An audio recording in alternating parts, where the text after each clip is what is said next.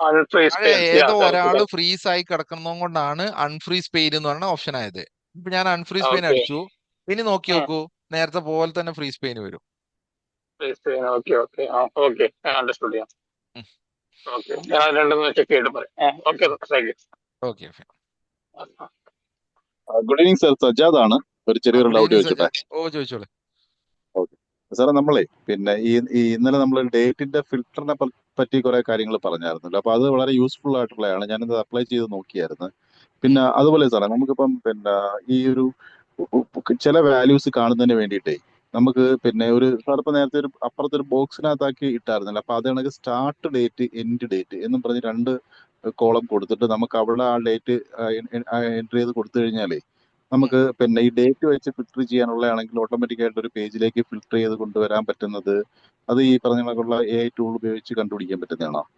അതിനൊരു ഫോർമുല ഉണ്ട്, ഫിൽട്ടർ എന്ന് പറഞ്ഞൊരു ഫോർമുല. ഉം.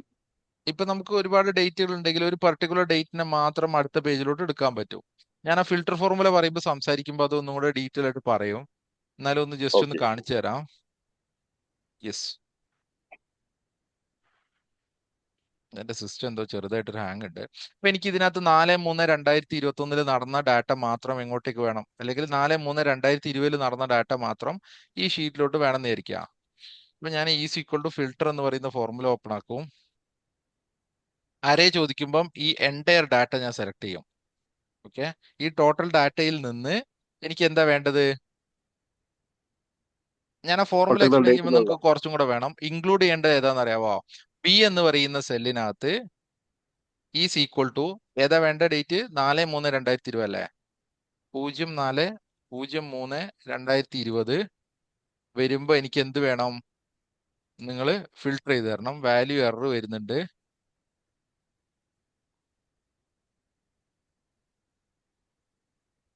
അപ്പോഴും വാല്യൂ എറർ വരുന്നുണ്ട്. ഡേറ്റ് നമുക്ക് എന്ത് ചെയ്യാം? ഇവിടെ ഇട്ട് കൊടുക്കാം. 04/03/2020 എന്നുള്ള ഡേറ്റ് ഇവിടെ ഞാൻ ഇട്ട് കൊടുത്തിട്ടുണ്ട്.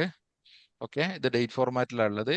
ഇനി ഈസ് ഈക്വൽ ടു ഇങ്ങനെ കൊടുക്കുന്നതിന് പകരം ഈ സെൽ അങ്ങ് റെഫർ ചെയ്താൽ മതി. ശരാ, എന്താ വാല്യൂ എറർ വരുന്നത്?